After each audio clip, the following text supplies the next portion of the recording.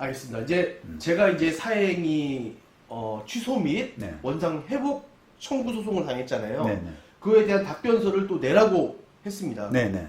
네, 도움을 또 네. 받아서 네. 답변서를 이제 내려고 준비를 했는데 네. 그것도 한번 볼까요? 네, 그러시죠. 일단 그 설명에 앞서서 네. 먼저 상대방이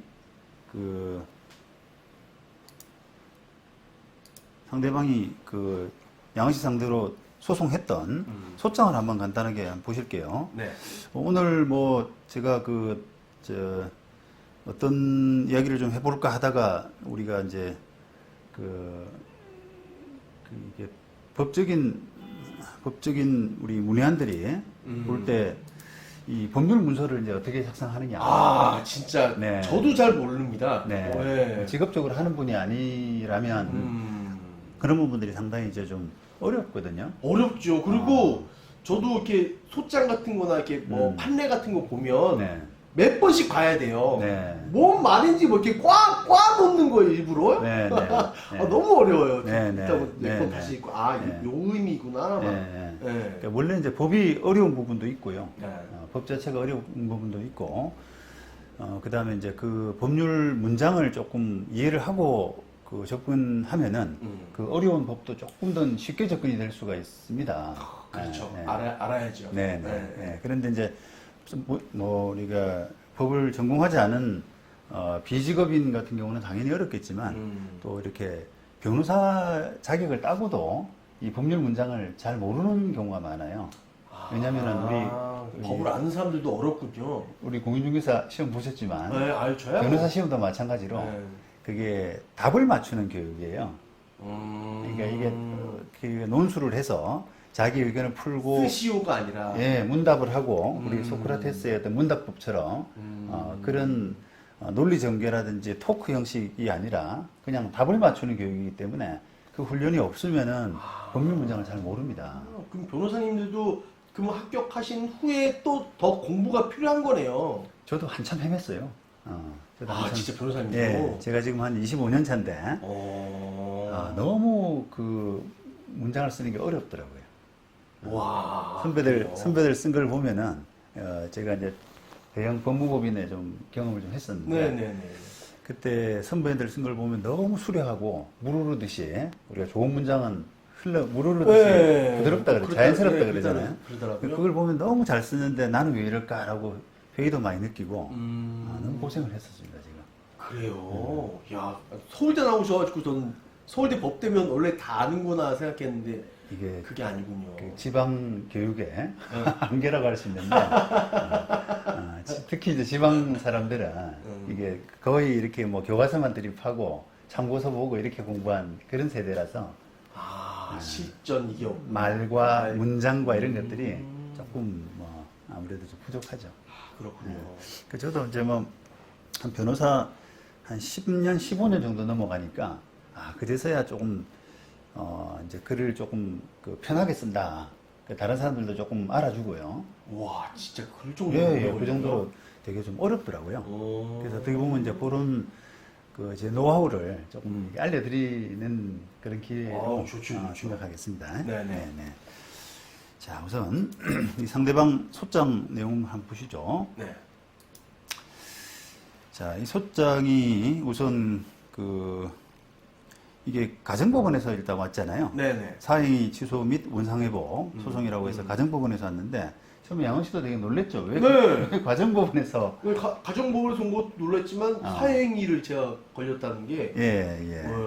그러니까 이게 보통 사행위 그러면은 우리 민사적으로도 사행위 소송이 꽤나 많이 있기 때문에 의뢰 그냥 이거 저기 민사재판부 우리가 서울중앙지방법원 예를 들어서 거기 민사부에서 날라오는 거 정석인데 왜 가정법원에서 날라왔을까 이렇게 궁금해하시는 분들이 있을 텐데요. 이게 이제 가사소송법이라고 거기에 보면은 그 관할을 정하고 있어서 그 재산분할 청구 부부간에 이혼하면서 재산분할 청구하는 그런 사건에서 파생된 사행위 이런 부분은 가정법원 전속관할로 한다라고 하는 규정이 있습니다. 예, 거기에 따라서 이 사건도 이제 그런 유형의 사건이기 때문에 가정법원 관할이 됐어요. 이혼에 의한 재산분할 청구권이 있기 때문에 가정법원으로 그냥 바로 거기에 부속된 사건이라고 보고 그렇게 가는 거죠. 그래서 조금 뭐 아직 결혼도 안 한 총각인데 네. 가정법원에서 벌써 본의 아니게 제가 결혼한 줄 알았어요. 이혼 소송 들어온 줄 알고. 자, 그래서 그런 이제 배경을 좀 가지고요. 네. 그 토지주의 남편 되시는 분이 네. 양은 씨 상대로 이제 사의 취소, 원상회복을 구했죠. 이 청구 취지라고 그래서 소장을 쓸 때는 이 청구 취지하고 청구 원인으로 나누거든요. 청구 취지는 원고가 그 고하는 재판의 결론에 해당되는 부분입니다. 결론에. 예. 그다음에 청구 원인은 왜 그런 청구 취지에 고하게 됐냐? 예, 도달하게 됐느냐라고 하는 이유가 이제 청구 원인 부분이거든요. 예, 그래서 청구 취지와 예, 청구 취지와 청구 원인으로 나눈다. 취지와 결과. 그러면 결론이 뭐냐라고 하게 되면은 요 양은 씨하고 토지주 사이에 이 영등포 토지에 대해서 체결한 매매 계약을 취소한다. 그다음에 그 토지의 이전 등기를 말소하라. 양은 씨한테 갔던 부분들을 다시 되돌려놔라. 토지주한테 되돌려놔라. 말소하라. 이런 이제 청구 결론이죠. 했고요. 그다음에 그 청구 원인 이유는 예. 그 재산 분할 청구권이 존재한다라고 해서 이렇게 이제 썼습니다. 저 토지주하고 부부 사이인데 그 어떤 이혼을 지금 하고 있다. 이혼 재판을 하고 있다. 그런데 그 자기가 재산 분할 청구권이 있다. 뭐 부부로서 이제 헤어지게 되면은 있는 상태에서 양은 씨가 그 자기 부인의 토지를 매매하면서 그 사회행위에 개입을 했기 때문에 그 사회행위를 취소해달라라고 하는 이제 그런 일을 한 거죠. 네. 그래서 요거를 이제 소장도 한번 이렇게 보시면은 지금 맨 처음에 이제 그 제목을 청구 원인의 제목을 재산분할 청구권의 존재 이렇게 잡았는데 사실상 이제 그 뒷부분 제목은 그 사행위 이렇게 잡았잖아요. 네. 근데 이제 그 첫 대목과 두 번째 대목을 이렇게 분류하자 그러면 첫 번째 단락은 사실관계에 관한 부분이에요. 법률 문장들은 대부분 다 앞부분에서는 내가 왜 이런 그 청구를 하게 됐는지에 관한 사실관계를 서술을 하고 그 다음에 그런 사실관계 하에서 내가 사행위 청구권이 있다라고 하는 법률적인 이론 설명을 하는 서론 뭐 이렇게 나눈 거 아니에요? 뭐 아니에요? 이게 서론 본론 결론 이렇게 네. 우리 일반 문장 쓰듯이 그렇게 하는 게 아니라요. 법률 문장은 대체로 소장이든 판결이든 뭐 답변서든 간에 대체로 서두에서는 사실관계 부분을 서술을 해줘요. 왜냐하면 그 법률 판단을 하기 위해서는 사실관계가 구현이 돼야 되거든요. 그럼 뭐 공소장도 마찬가지죠. 뭔가 형사범죄를 치게 되면 사고를 치게 되면은 예를 들어서 폭행을 했다라고 하게 되면 이 사람이 피고인이 이런저런 언제 어디에서 누구를 때렸다 이렇게 해서 있다가 때렸다. 그렇죠. 그게 사실관계가 쭉 설명이 된 다음에 그 다음에 이제 범죄 사실 그래가지고 그 공소 사실 그래서 그 적용 법조가 들어갑니다. 그래서 이건 뭐 형법상 폭행이다. 아니면 폭처법이라 그래서 폭력행위 등 처벌에 관한 특별법 그 야간에 뭐 집단으로 이렇게 하게 되면 또 처벌 법조가 달라지거든요. 그렇게 이제 법 적용이 들어가잖아요. 똑같은 거예요. 우리 앞부분은 이분이 이제 제목을 아까 피보존 보시죠. 이 이제 원고 소송 대리는 재산분할 청구권의 존재라고 했는데 자세히 읽어보면은 다 사실관계에 관한 부분들이고요.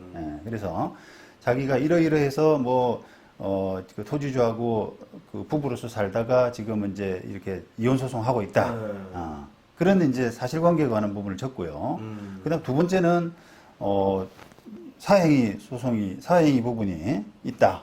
사행위 청구권이 있다라고 하는 법리를 설명하는 법리를 지금 예, 네, 법리를 설명하는 부분이거든요. 조항을 지금 넣은 거잖아요. 아니에요? 법 적용을 하는 거죠. 적용. 그 사실관계에 관해서 법 적용을 하는 그런 그 순서로 가는 겁니다. 예. 그래서 요거를 한번 판결문도 한번 제가 다른 판결문을 한번 가져와 봤는데 참고로 야, 많이 하셨습니다. 많이 했습니다 이번에.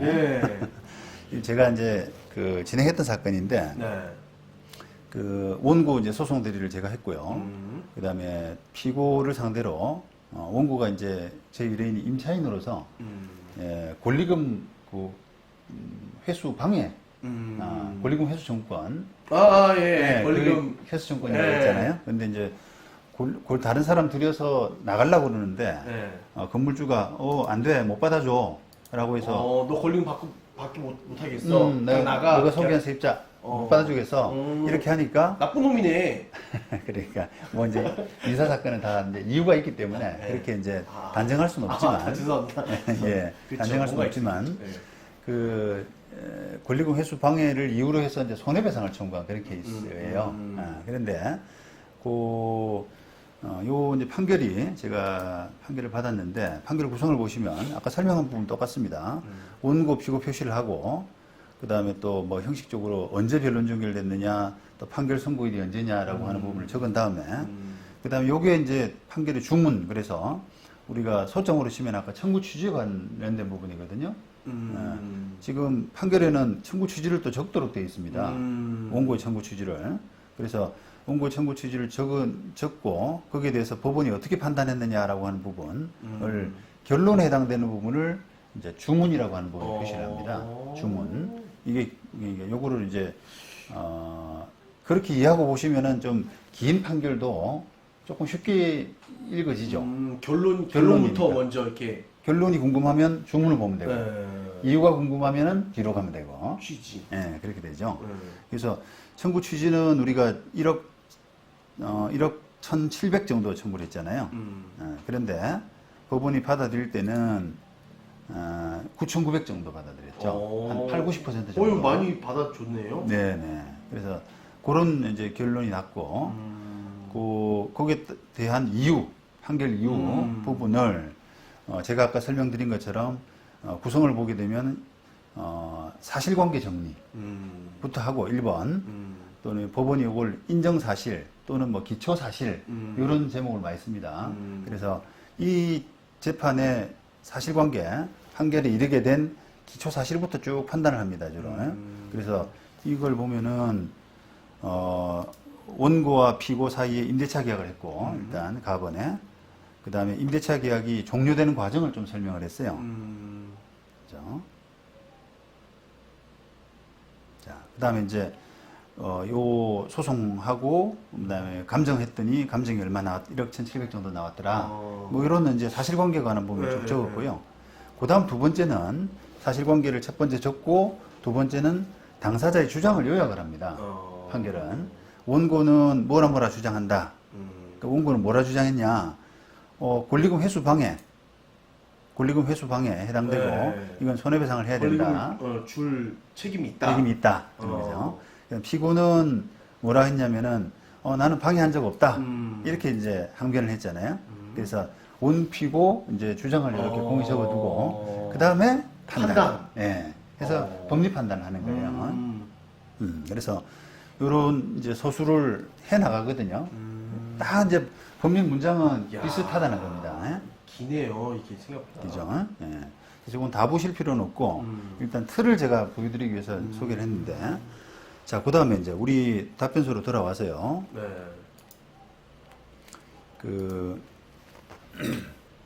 영화 씨가 이제 조금 써서 제가 조금 다듬었지 않습니까? 그걸 한번 이제 설명해 드리려고 그러는데, 아까 소장에 대해서 이제 소장 청구 취지가 있었잖아요. 그 다음에 청구 원인이 있었죠. 거기에 대해서 청구 취지에 대한 답변, 이렇게 답변서를 표현합니다. 그래서 원고 청구를 기각해달라. 그다음에 소송 비용은 원고 부담으로 한다. 요게 이제 청구 취지에 대한 답변이 되고요. 그다음에 청구 원인에 대한 답변 해가지고 아까 이유를 적어 놓은 거. 거기서 낸 청구 취지에 대한 답변이고 거기에 낸 청구 원인에 대한 저희의 이유 뭐 그렇죠. 예, 예. 그런 그 답변이라고. 예, 그런 이제 형식으로 답을 하는데 마찬가지입니다. 여기도 이제 우리가 1번 그래서 이 사건 대지에 대한 매매 경위 그래서 내가 양은 씨가 어떻게 샀느냐 그거를 쭉 이제 사실관계를 적었잖아요. 네. 가, 나, 다, 라, 마 이렇게 적었잖아요. 네. 그 다음에 법리 판단이에요. 이게 이제 항상 기본적으로는 사실관계 부분을 먼저 적고 법리, 그 다음에 법리 이렇게 이제 진행하게 되거든요.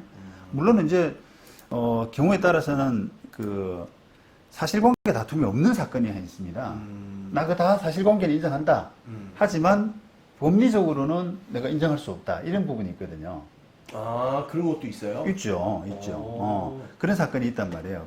그런 사건은 조금 예외적이긴 한데, 사건이 예외적이긴 한데, 두 사람 간의 사실관계 다툼이 거의 없는 사건이 별로 없습니다.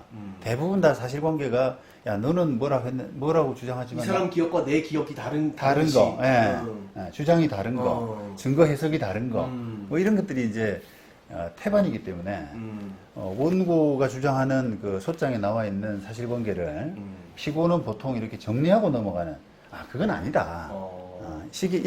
요게 진실한 것이다.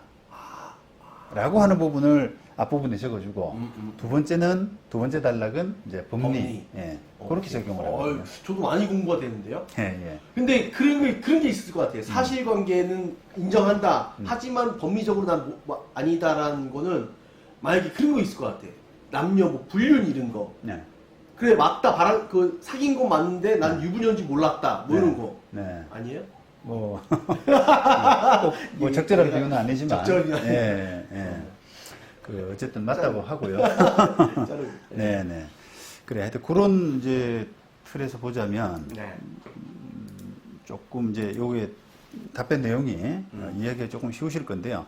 한번 보시죠. 양원 씨가 이제 어떻게 이걸 사게 됐느냐. 네, 제가 답변한 겁니다. 네네. 그래서 요 이제 2021년 1월 경에 부동산 거래를 통해서 알고 지내던 모 부동산의 대표로부터 김 대표로부터 토지하고 건물이 있는 물건인데 토지 건물의 소유자가 다르고 이번에 토지만 나왔다. 네. 그래서 매물로 나와서 10억 정도로 좀 저렴하게 나왔다. 그래서 사람을 좀 알아봐 달라. 살 사람 좀 알아봐 달라. 요런 이제 전화를 받았다라고 되어 있잖아요. 그래서 이런 식으로 해서 쭉 이제 사실관계를 풀어 나가는데 이제 지금부터는 조금 이제 디테일하게 문장을 어떻게 작성하는지 디테일하게 한번 좀 설명을 좀 드리려고 그러는데요. 일단 요거는 어떻게 보면 법률 문장이라기보다는 조금 국어 문법과 관련된 부분인데 우리가 우리 교육 자체가 사실 아까 저도 그런 교육의 대상자지만 답을 맞추는 교육, 사지선다해서 답을 맞추는 교육에 익숙해져서 자기 의견을 글이든 말이든 좀 이렇게 정확하게 서술하는, 적절하게 표현하는 이런 부분이 조금 약해요. 저희 이후로 논술이라는 게 나와서 조금 배운 것 같아요. 꼭 그렇진 또 않는 것 같습니다. 그거는 이제 그것도 논술이란 게 또 문장만 또 길게 해서 거기서 또 답을 맞추는 이런 식으로 또. 그래요? 뭐 논술 안 배워봐서 모르겠어요. 선생님 배우셨어요? 논술? 안 배우셨어요? 그래요. 그래서 그런 부분이 있어서 이게 이제 적절한 문장 작성법에 대해서 이야기를 좀 하고 싶은데 일단 우리가 보통 주변에서 문장을 좀 잘 쓰려면 문장력을 기르려고 그러면 일기를 써라라는 표현을 그렇죠. 책 많이 읽고 일기를 써라. 독감을 써라. 일기를 써보면은 이게 왜 문장이 좀 어색해지고 또 문장을 편안하게 쓰려면 어떻게 해야 되는지를 조금씩 깨닫게 돼요. 그렇게 자꾸 이제 쓰게 되면. 저도 일기를 안 써봐서. 그래서 그거하고 이제 좀 저는 비유를 좀 하고 싶은데 보십시오. 일기를 쓰게 되면은 주체가 누가 됩니까?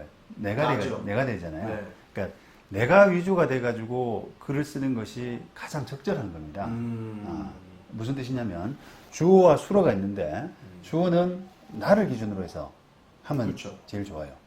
근데 문장을 쓰다 보면은 특히 법률 문장은 되게 사실관계가 다단하기 때문에 이게 주어가 계속 바뀌는 경우가 있습니다. 내가 이렇게 뭘 했다라고 하다가 또 상대방이 나한테 뭘 주더라 이렇게 이야기를 한단 말이에요. 그러니까 그 상대방으로부터 뭘 받았다라고 하면 되는데 상대방이 뭘 주더라 이렇게 돼버린단 말이에요. 또 간다 이거죠. 이게 주체가. 주어가 왔다 갔다 해버려요. 근데 우리가 문장을 좀 편안하고 하려면 주어를 고정시키는 게 좋아요. 누구로? 나로 고정시키게 되면은 문장이 물 흐르듯이 되게 편안하게 갑니다. 읽는 사람이. 그래서 이제 그런 국어 교육까지. 그렇죠. 그게 뭐 국어 교육이자 이제 법률 문장인데. 네. 자, 이게 보시죠. 자, 그래서 이제 이 답변서의 주어는 지금 피고가 되지 않습니까? 네. 피고. 예, 피고. 양은 씨가 되는데, 양은 씨는, 누구로부터, 부동산의 김 대표로부터, 요런 부분을, 전화를 받았다. 알아봐달라고 전화를 받았다. 이렇게 네. 이제 됐잖아요. 자, 그 다음에,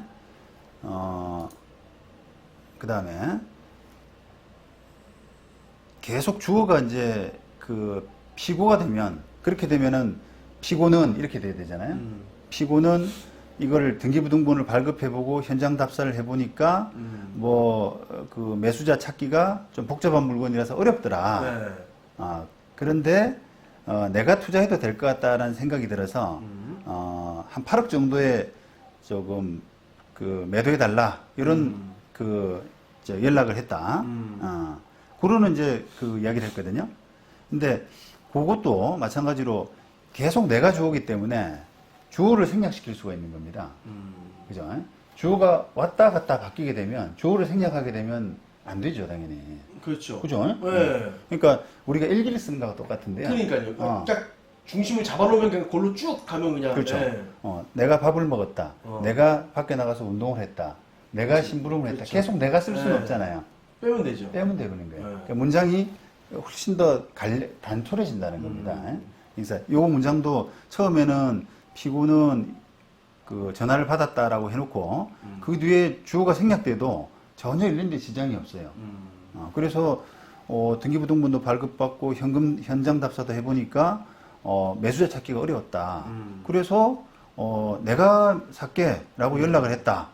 그랬더니 김 대표로부터 연락을 받았다 이렇게 되잖아요. 그러니까 이걸 아까 말씀드린 것처럼 주어가 지금 하나도 없잖아요. 네. 나와버리면 빼버렸죠. 네. 그래도 스무드하게 읽히는 겁니다. 근데 만약에 이거를 내가 매수하겠다라고 연락을 했더니 김 대표가 내한테 연락을 했다 이렇게 되면은 주어가 또 바뀌어 버리는 거예요. 그러면은 주어를 써야 돼요 또. 그리고 문장을 읽기가 힘들어집니다. 힘들어집니다. 그래서 그런 부분들을 조금 주의하셔야 되고. 네. 답은 그래서 이제 만나게 됐죠. 그 토지 소유자 송모 씨하고 이 부동산 사무실에서 만나게 됐는데 매도하는 이유가 뭐냐라고 물어봤고 그래서 또 송모 씨로부터 이렇게 했지 않습니까? 내가 듣게 됐다 이렇게 되잖아요. 주어를 계속 나로 하기 때문에 그래서 아들하고 건물주인 아들하고 큰아들하고 사이가 안 좋다. 그래서 내가 팔아야겠다. 그렇게 해서 이제 계약서를 이제 매매 계약을 하려고 하다가 네. 토지주 네, 마음 편하려고 토지주의 둘째 아들의 친구라고 하는 임모 변호사 사무실에 가서 쓰자. 그래야 내가 마음이 편할 것 같다. 그런 이야기를 듣고 이제 그렇게 결정을 한 거죠. 그리고 이제 그 1월 29일 날 송모 씨 토지 소유자, 그다음에 부동산 김 대표, 그다음에 임모 변호사 사무실에 가서 법률 검토를 받고 이렇게 계약서 쓰고 그다음에 계약금 지급하고 이렇게 된 거죠. 네.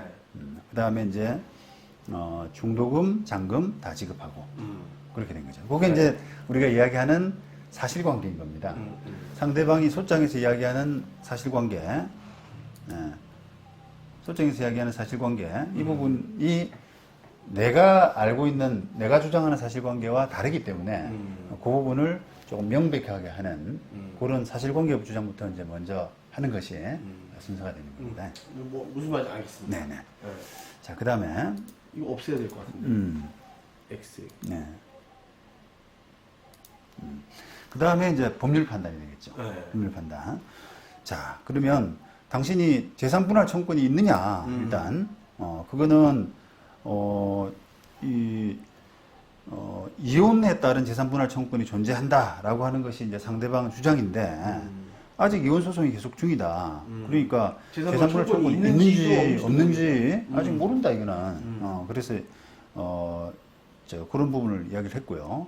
더구나 이제 대법원 판례가 이 이혼으로 인한 재산분할 청구권이라고 하는 것은 이혼을 한 당사자의 일방이 다른 사람에 대해서 재산분할을 청구할 수 있는 권리로서 이혼이 성립한 때 그 법적 효과로서 비로소 발생하는 것이다.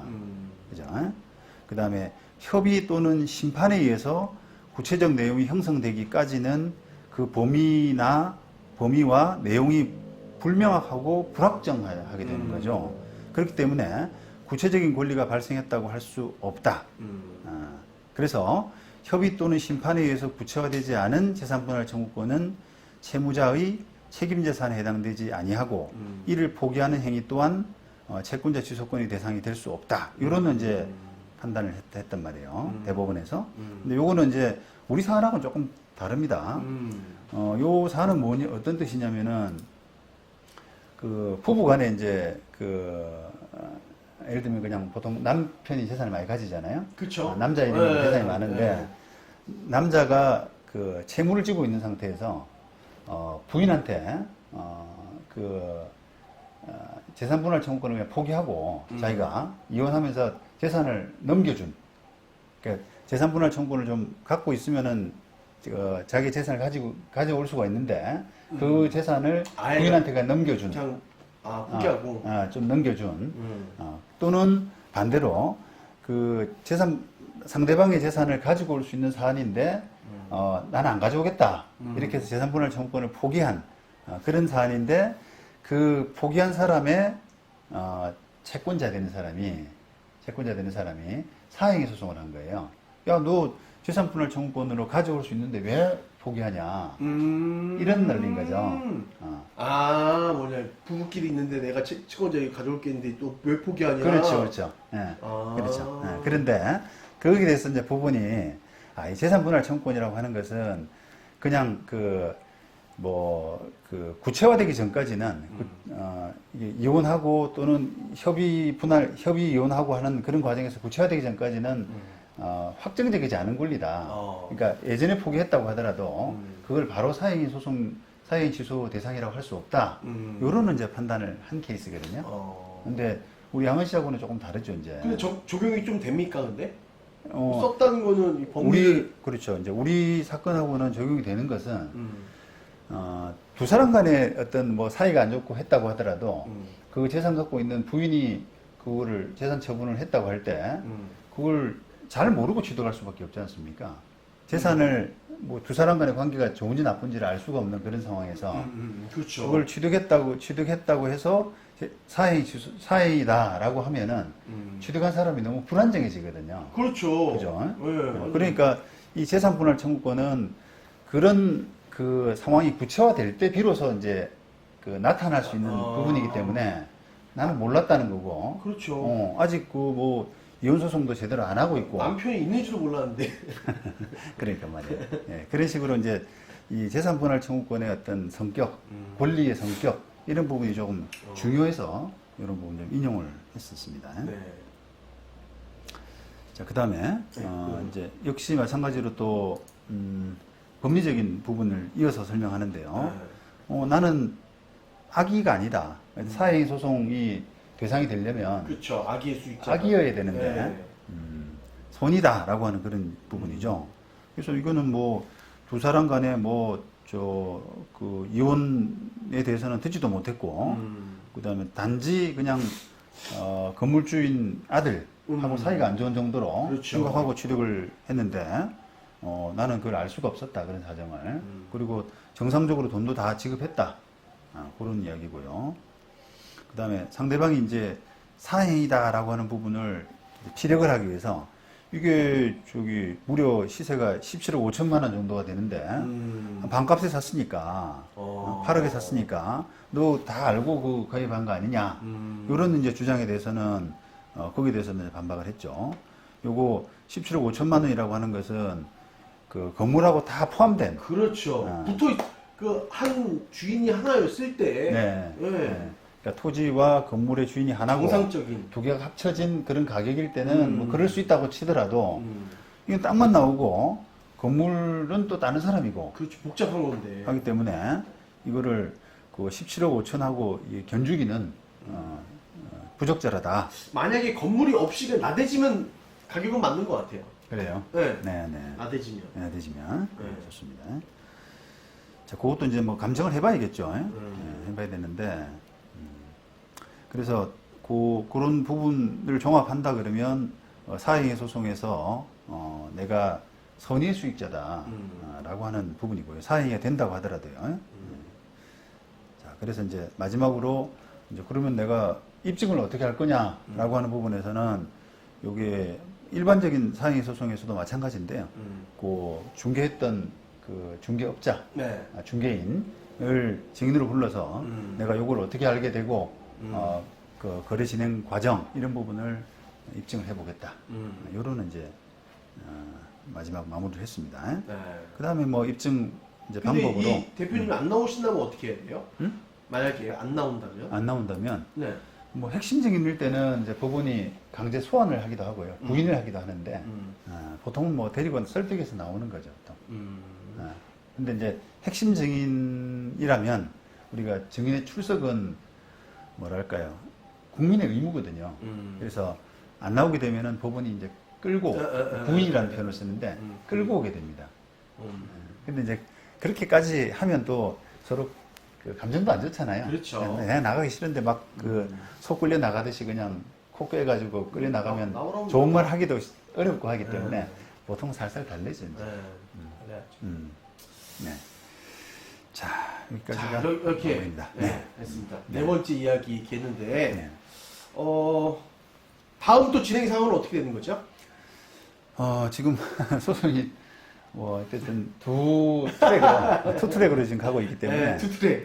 진짜 원투펀치. 예, 이게 원고가 된 사건과 피고가 된 사건 두 개가 있는데 아마도 그 앞서 말씀드린 것처럼 그 지금 건물주의 대응 전략은 지금 아버지가 하고 있는 이 사건에서 뭔가 토지 소유권을 양은 씨가 그 취소하도록 뺏기도록 만드는 그것만이 그 자기가 방어할 수 있는 유일한 전략이기 때문에 그 사행위 소송에 좀 더 상대방은 역점을 두려고 하지 않을까 그렇게 그러겠죠. 예상됩니다. 그렇게 해야지 뭐 풀리니까요. 네네.